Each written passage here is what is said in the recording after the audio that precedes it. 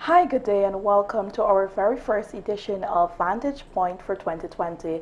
I'm your host, Svetlana Marshall, and with me I have Dr. David Hinds, a political scientist, and we'll be talking about elections 2020. As you may know by now, elections will be held on the 2nd of March 2020. Dr. Hinds, thank you so much for coming, and Happy New Year to you. Same to you, and thank you for having me. I'm honored to be the first guest for 2020 because this year is going to be the year of the turn for Guyana from all angles. So I'm honored to be your first guest on this year. For this year. Thank you so much, Dr. Hinds. On Friday, there will be Nominations Day, and ahead of Nominations Day, we saw over the weekend there was the launch of the APNU AFC, a political campaign, elections campaign for 2020, as well yesterday, the PPP held its campaign launch in Kiti. In the case of the APNU AFC, there's talk about a decade of development. Even before the campaign launch, the president would have spoken extensively about having a decade of development starting from this very year. What's your thoughts about that? And aside from you being a political scientist, you also form part of the APNU AFC, being an executive member of WPA. Yes. Let me start from my standpoint as a political scientist and a political analyst. It's refreshing to hear one of the political leaders talk about a decade of development. One of the things that I've been quite critical of over the last 5 years is what I call the absence of an overall vision. And so from my standpoint, it's refreshing to hear the president talk about a decade of development, because that's what vision is. What is it you want to do in the next 5 years, 10 years, in the coming period?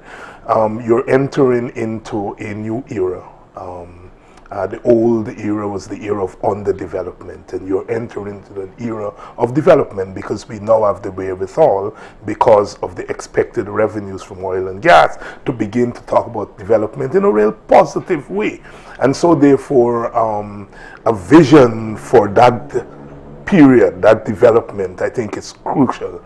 And from that standpoint, I welcome the announcement by the president about the decade of development, which is a premise on 4 planks, as he explained it, what he calls the petroleum state, which of course centers the petroleum economy as the hub around which the rest of the political economy revolves. And so that is important in terms of setting the tone. And then he talks about the digital state, which is really bringing Guyana into the technological age, the 21st century. There are some things that we still do the old way, and now we have the capacity of coming in place. I mean, the world is now one place because of globalization, for good or for worse, but a globalized world means that one has to be able to communicate with the rest of the world at the click of a finger. And so therefore bringing Guyana into the digital age, it is itself very revolutionary, because it takes you out of the so-called backwaters of development and bring you into the new age. And then he talks about the environmental state, right?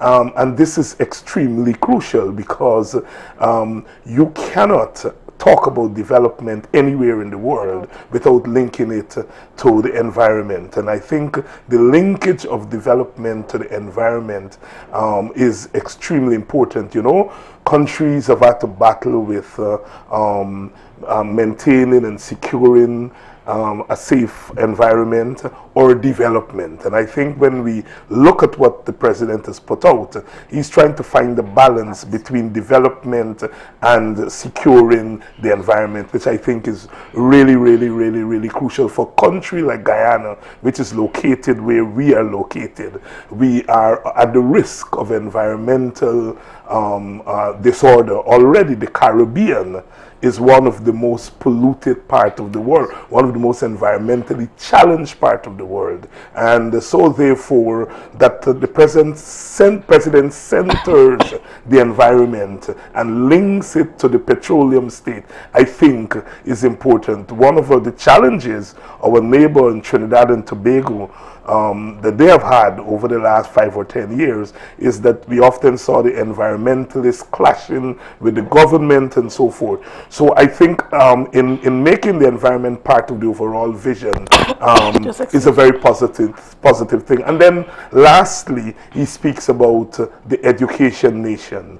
As you know, again, the peculiarity of a Guyana coming out of long years of colonialism, where education for the ordinary people was not a premium, and coming into independence where we've had to struggle to maintain the kind of funding that we need to make education a human right in Guyana. Now, with the petroleum state, now with the kind of revenues that we're expected, we can then link education and fund education in an overall way, because education is not just about students, it's also about teachers, it's about the staff, other supplementary staff, it's about the community, it's about parents.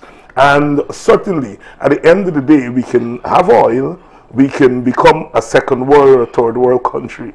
But if we are not an educated country, then those things will mean very little for the ordinary people. So I welcome the President's decade of development as a statement of vision. Now people can pick it apart, but my point is that at least it is laid it out there. This is what I'm thinking about in terms of the short to medium term. Before we move to what the PPP is promising, tell me a bit about, we see that the president has been formally named the presidential candidate, but we have not heard of a formal naming of the prime ministerial candidate. Should that be a cause for concern? No, I don't think it's a cause for concern. Certainly what we're dealing with, it's a coalition. And the thing about coalitions is the process by which you arrive at decisions are different from if you're a one-party from a one-party arrangement, and so therefore the coalition really is apparently working out its own strategy about how it rolls out. It rolls out its presidential candidate. At some point, it will have to roll out its prime ministerial candidate. But from my standpoint as a political scientist, I think there's some tactic going on there. But if one were at the launch or paid attention to the launch, Minister Kemerit Ranchatan spoke. He was, other than the president, he was the other main speaker. And if that is a hint of things, then I don't think there's any cause to worry. For me, what is important is that the coalition is united and presents a common position to the Guyanese people as an alternative to one-party government. There's no constitutional requirement for a prime ministerial candidate. It's a new thing that we introduced over the last 20 or 30 years. Albeit that it has now become part of the political culture, and so the coalition would have to think about that. But I don't think they're about to go into an election without indicating who the prime ministerial candidate is. Okay, let's turn to the PPP. So we saw the opposition leader, Barry Jagdeo, and alongside him you had Mr. Irfan Ali, the presidential candidate for the PPP, and he would have promised 50,000 jobs. He would have promised and went on to talk about the Amila Falls project. We all know the history of that.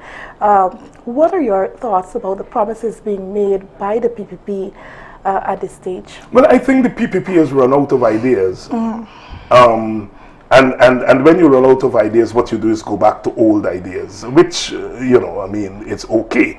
But you have to say that these are old ideas. I don't have new ideas. So I go back to old ideas. I think the fundamental difference between what the PPPs put in before the Guyanese people and what the APNU is that one is putting a vision before the people, that people can begin to think about what it could look like and what it would look like. And one is engaging in cheap politics where you throw some things and say, I'm going to give you this and I'm going to give you that and I'm going to give you that, without really laying before you, how am I going to transform your life? If you are a farmer somewhere on the quarantine in Blackbush Pole, how in the next 5 or 10 years your life is going to be transformed. If you are a single mother living in Alboystong or in one of the villages along the coast, what the next 10 years would look like for you. And I think people want to hear, I'm going to give you I'm going to promise you a job, but they also want to hear how my life is going to be transformed. And so I think that's the major difference between what the PPP is putting out there and what the AP and UFC is putting. Now, if you say you're going to find 50,000 jobs, fair enough.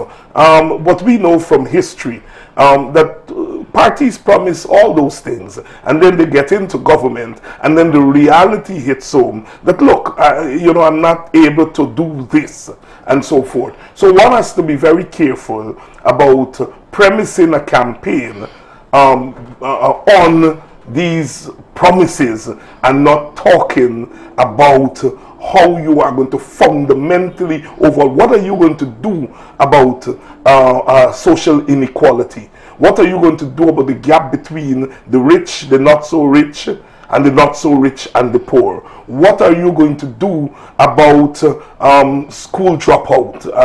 What is your grand plan? And I think the PPP has been found wanting in that regard.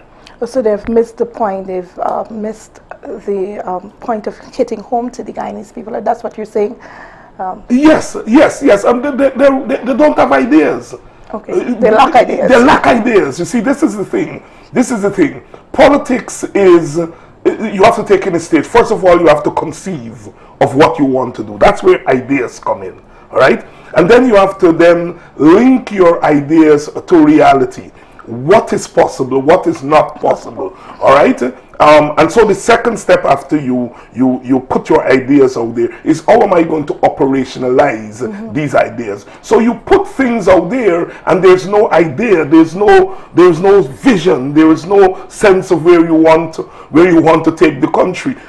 Part of it, Svetlana, is we have to speak to people's reality and people's emotions.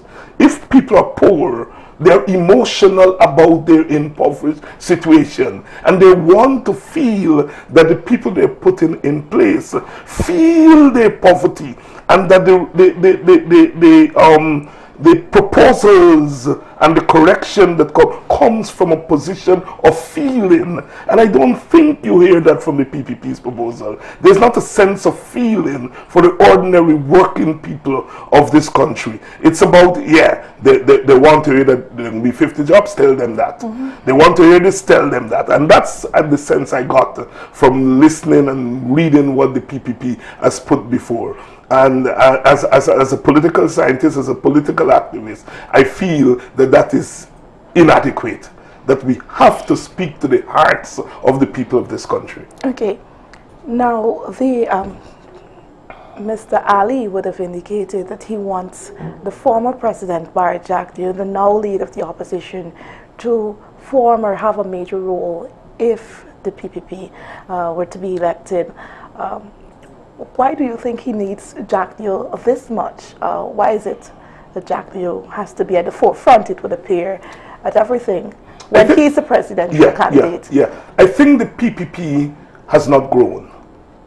Had the PPP grown, Jack Dio could have played a role, but not the prominent role that he plays. I mean, there's nothing wrong in a former president playing an active role in the administration of his party. I think Mr. Jack Dio has a right, and if I were in the PPP, I would have Mr. Jack Dio around. But it is the prominent role that he's playing that is the cause for, first of all, concern, given Mr. Jack Dio's own track record, but also that in a sense you're putting before the Guyanese people a candidate who is not going to be the person running the ship of government.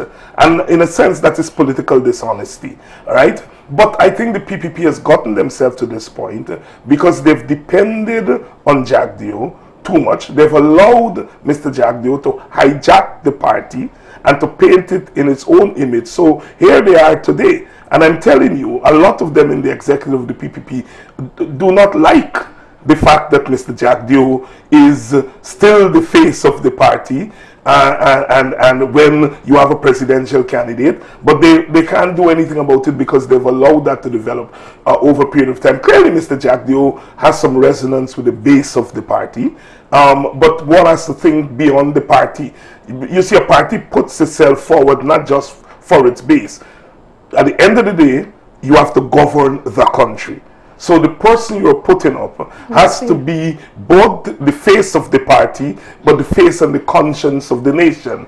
And I think Mr. Ali has not even proven that he is the face of the PPP, much more to be the face and the conscience of Guyana. And I think that's the risk we are running with that kind of operation that they have over there, where you have a presidential candidate who clearly is allowing himself to be guided by Mr. Jack Dio. So, you know, we say, you know, you're buying a pig in bag, but in a sense, that's what we are doing there. I mean, the PPP is selling a pig in the bag to Guyanese people. And Guyanese people have to be wise. We want to see what is it you're putting before us. And it's very clear that Mr. Ali is a front and that the real person who's going to run the throne is Mr. Jack Dio. And Mr. Jack Dio, because of his track record, cannot be acceptable to the people of Guyana. The people, it may be acceptable to part of the PPP's base, but certainly Mr. Jack Dio's name does not inspire confidence in the large cross-section of Guyanese people. And so the PPP would have also named retired Brigadier Mark Phillips as their prime ministerial candidate. And in 2015, the very PPP would have accused the APNU AFC of having a military state, and they would have demonized the military or accused the president of instilling or installing military personnel within government. Now you have, what's the strategy behind that based on your analysis of having Mr. Phillips there? The PPP, they are masters at doing things and then pretend that they never did it. If you look at a lot of the stuff they're promising, free education, when they're the ones who withdrew free education in the first place and all that stuff. And here is where, no, they're obviously in naming Brigadier Phillips, I think is Brigadier Phillips. I think they're doing two things.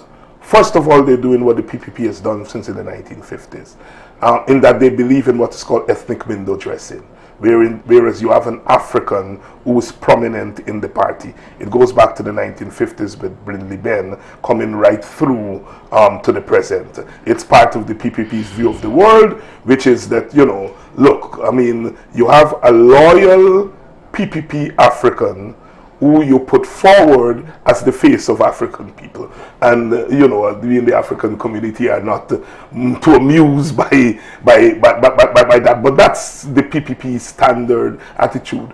And I think in the case of Brigadier Phillips, they're sending a signal to the armed forces that we have a man here who can take care of you all if you all step out of line. And I think that's part of their strategy. You know, when you think that there have been African Guyanese within the PPP's leadership, we're all being passed over now for the brigadier who has recently come on the scene, then you appreciate the strategy that they were there. The PPP's position is that it's never been about including African Guyanese in their thinking, in their organizations. It has always been about African Guyanese going to them on their terms. The last time they used Mrs. Harper, that didn't work out, and she's no longer part of the PPP. There's no use for her anymore, right? And now they're trying a thing with the brigadier. We'll see. Let's turn our attention to the smaller parties. You have a Citizens Initiative, ANOC, Change Guyana. What do you make of the smaller parties coming on the scene at this stage? Do you think they stand a chance? Persons oftentimes refer to the AFC when they first came on the scene, and they had the faces like Raphael Trotman behind them and Mr. Kimraj Ramjatan. Do you think the smaller parties stand a chance now? Persons are open to voting for them based on your assessment on the ground? No. And I don't think this is necessarily a commentary on these new parties. I think it's a commentary on where we are politically. If you go back to the quote-unquote third parties that really made it, there are three of them. The United Force back in the 1960s. And the United Force came and offered itself as an ideological alternative to the big parties. That is, the two big parties were advocating forms of socialism. And this was during the Cold War, where ideology was a big deal. And the UF comes on the scene and says, we are for capitalism. And so it was able to speak to a certain segment of the East Indian middle class who were in no way socialists, and so it was able to pull from that. Sections of the lighter skinned African middle class also went over, and because of Peter de Geer and his association with the Catholic Church, they were able to speak to Amerindians and so on. And so it was clear that the UF was an alternative to the other two, and they were able to think. They lasted, and then they came into being, went out of being. And then the WPA emerged in the 1970s, and the WPA emerged at the time of revolution. Revolution were happening all over the third world and so on. And here is this new party comes and says, we are talking here about revolution. And a whole set of younger people flocked, because younger people in those days were revolutionary. So WPA was able to speak to that instinct in the Guyanese population. And it was also a time when people had begun to sour on the PPP, the PNC government at that time. People at Linden, in some of the villages, and so Walter Rodney was able to go and speak to that dissatisfaction. The WPA, therefore, came at the right time. They had the right personalities, and they were able to capture. They came into being and went out of being. And then the AFC came in the latter part of the first decade of this century. Again, people were tired of the PPP, the PNC losing and didn't feel that the PNC had ideas of how to recapture government. There were Indian Guyanese who were repulsed by what Jack D and the PPP were doing. The AFC was able to capture that. Right. Now we come to these newer parties. We are at a juncture where people are not in that mood, right? Those who are disappointed with the coalition, and there are some people on the ground who voted for the coalition and were disappointed, but they have options within the coalition. You see, this is not now where it's the PNC alone. There are other parties, and so people can say, look, I'm disappointed, but here there are some people within this coalition who we feel can push them in the direction that we want them to go. So the dissatisfaction is within, and so people are not looking without. And when your party is in government just one term, you may be mad at them, but you're not going to throw them out the window after just one term. And so unfortunately, the supporters of the coalition are not going to go to those small parties. And the supporters of the PPP are also, after having supported the AFC, and they became, for various reasons, disappointed with the AFC. I do not see support Indian Guyanese supporters of the PPP going to any of the third parties. So I think the time is a bad time for third parties. This is a critical junction. This is independence, our second independence. Oil is coming. An exciting period awaits us, and people are not about to experiment at this time. They're mad. Some of them are. I think a lot of the supporters of the PPP are disappointed with that party, and some of them I still think will vote for the coalition as the second best option. And I think some of the coalition supporters are disappointed, but we're at this critical period where I don't think people are prepared to experiment. Mm-hmm. So at this stage, would you encourage the smaller parties maybe to team up with the major parties at this stage, or wait until nominations day and then they move from there? I wouldn't be so presumptuous as to advise them, but I can tell you one thing about the set of these new parties, and I'm not calling them smaller parties, I know. Well, they're small, but I mean, they're new parties. Right. But here's the thing about these new parties. They've not put before the Guyanese people a clear alternative. None of them has said anything to say to the Guyanese people, we are fundamentally different from the two big parties. There's no larger economic vision. There's nothing, and so forth. And so there's nothing to resonate with the wider public. I think it's good when we have so many voices out there articulating their concerns about the society, and I think that's what the smaller parties, these new parties, are doing. They're articulating their concerns for the society. If I to quite honestly say to them, I will say to them, if you're serious about governing this country, all right, be part of a larger coalition, because the future is coalition, and that's what I find. That is what I find frustrating about all these new parties, is that at a time when the country is moving towards broad coalition, we have these new parties coming up and say, I want to govern by myself. The new parties can't even find it within themselves to come together as one force of new parties. Dr. Hinds, let's turn our attention to what are some of the what advice you're willing to offer to our young people who do not, and I know some of the older folks, and this is a sad reality for us here in Guyana, vote based on race. Mm-hmm. Some of the young people are moving away from that, I hope. What advice you would give them when you go to vote? What should persons look for in these political parties when it comes to vision and development? What's your advice to young people? Because oftentimes, we get carried away. And then when we go to the polls, because, my grandmother voted for this party, or my grandfather was a strong this body, I must vote for this. But people fail to focus on the real issues. Mm-hmm.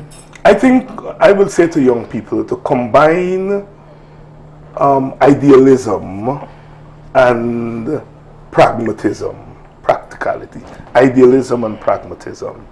When you're young, you're idealists. You have ideas about where the world should go. You have creative ways of doing things. And this new generation is the technological generation. They think in terms of technology in a way that we older people never could have operated. These are excellently well-endowed generation. They're bright. I mean, you give a cell phone to a child, and that child does magic with that cell phone in a matter of minutes. So this is a new generation, and I would say, yes, you have your idealism about where you think the society ought to be. You have your idealism on the question of ethnic unity, that we should have more ethnic unity than we have now. You have your idealism in terms of where we ought to be in terms of entrepreneurship, because more and more young people are into entrepreneurship and so forth. Yes, those are your ideals, but you have to be very practical about where we are as a nation. So my big advice to them is to link your idealism with a pragmatism and ask yourself that the dreams you have for tomorrow, which of the two contending parties or groups is best placed and positioned to deliver, at least in the short term, what you want. Let me repeat that. The things that you believe in, the idealism that you have for Guyana, which of the two contestants would you have a better chance in steering the country in that direction? Is it the PPP or is it the coalition of parties? I think it is basic but complex, because you have to put your trust somewhere. And I am saying none of the two parties, from the standpoint of a lot of young people, offers them ideally what they want. That has never happened with any generation. But at this practical period, I don't think young people should sit out. Nor do I think they should vote recklessly, right? I think they should make an investment in their own future, in the coalition or the PPP, whichever one they think would their ideals would best be become reality. And I, as a political analyst, but also as someone who is part of the coalition, I would like to say, for all its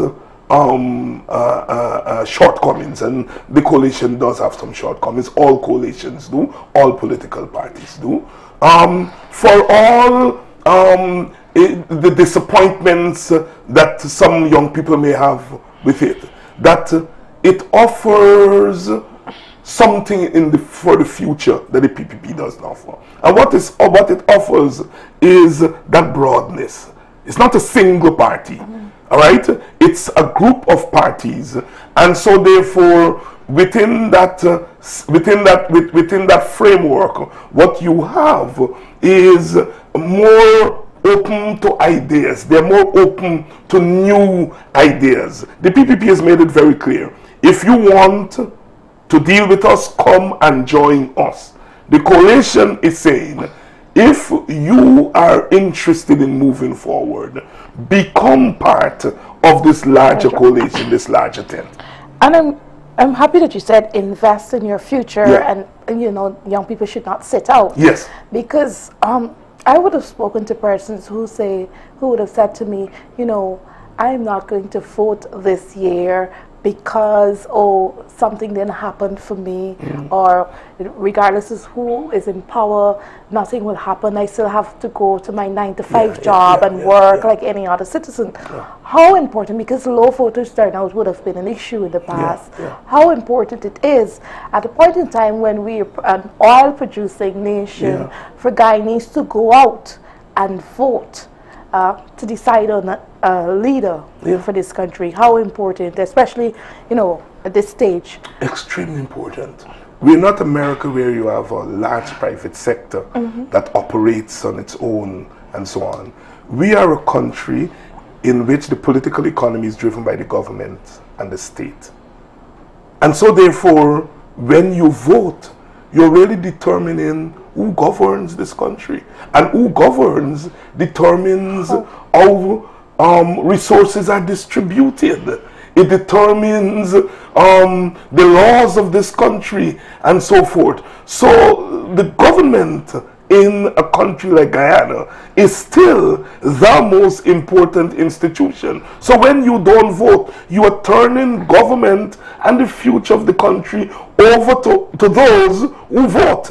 And those who vote may have plans that are different from what plans you have. And so therefore, you have to vote, because voting ensures that your voice is there. Yes, you may vote and your party may lose the election, but you will be strengthened in opposition. We just had an election in Dominica, 53% turnout. which means half of the electorate did not participate. And that's dangerous because you're turning over the government of the country really to half of the population. And so I'm urging young people really not to allow your voice to be subdued at this critical juncture. And I want to, if I may, hold myself up as an example. I think young people who pay attention will know that I was one of those persons who was dissatisfied and made my dissatisfaction with the coalition known throughout. But here I am today sitting down and saying, I am prepared to give that coalition a second choice. So I am not asking young people to do something that I am not doing, right? I have reservations, you have reservations. Nothing is wrong with having reservations. But at the end of the day, you have to make critical decisions, right? You either decide that I want to be ruled and governed by those who take the time to vote, or that you go in there and vote and invest in your future. It's an investment. You may not see the results of the investment. You may not have seen them in the last 5 years. But is your investment to give them a better chance in the next 5 years? And my answer is yes. There is never a perfect political party. There is never a perfect coalition. And so therefore, you have to make that critical choice. Ask yourself, as a young person who wants to be educated, who want to have a quality education, that young person who wants to have a living wage, to be able to earn so that you can have this life that your parents and your grandparents didn't have. And ask yourself, which of the two formations is better placed to deliver that to you? I would like to think that when you look at the coalition, at least one thing they have in common is the interest in education. And I think for young people, education is important. Look, there are three things I think, from my standpoint, from the WPA standpoint, that we think are critical. One, full employment for all Guyanese. I think whatever we do with that oil money, we must make sure that Guyanese are given full employment. Full education, a quality education to go along with that employment, because a quality education makes you more employable and you earn more, right? So education. The third thing we feel is that we must encourage entrepreneurship among Guyanese people, especially ordinary poor Guyanese people. They're locked out of an entrepreneurship because they often don't have what is called the seed money that is needed to do a little business on the side. And that is why we have proposed the cash transfer, which we think is an added income. So you work for your money on your job that you're doing with the government or wherever you work, and then you have this added income that you can invest in ways that you see it. And we think that if you bring those three things together, the education, the full employment, and encouragement for entrepreneurship, you open up new possibilities for people. You reduce the gap between the rich and the poor, and you allow ordinary people to become this new person who is empowered and ready to take charge of their own lives. Dr. Hinds, as we wrap up today's program, I know oftentimes you say election season is the silly season, and persons, they sometimes sadly behave in a disorderly manner. There's also right now, given the launching of the APNU AFC rally on Friday, there's been attacks on the 2019 Soko Monarch champion, Mr. Stephen Ramphal, because he would have sung one of the songs and he would have participated in the rally. And there was also the issue of removal of flags and dismantling. In the past, there were dismantling of billboards or damaging of those billboards displaying various parties. What advice you give to the regular persons who are listening to this program, and maybe the politicians who are guilty of influencing these type of behavior?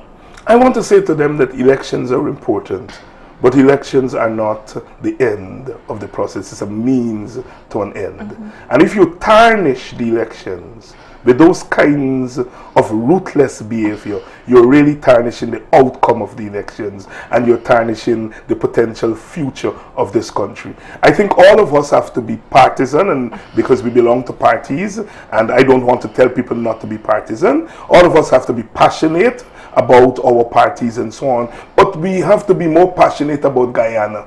Because at the end of the day, parties and leaders come into being and go out of being. They go up and they come down. But the country has to always be up. And so if you damage the country during an election campaign, and at the end of the day you may win, but you will be governing over a damaged country.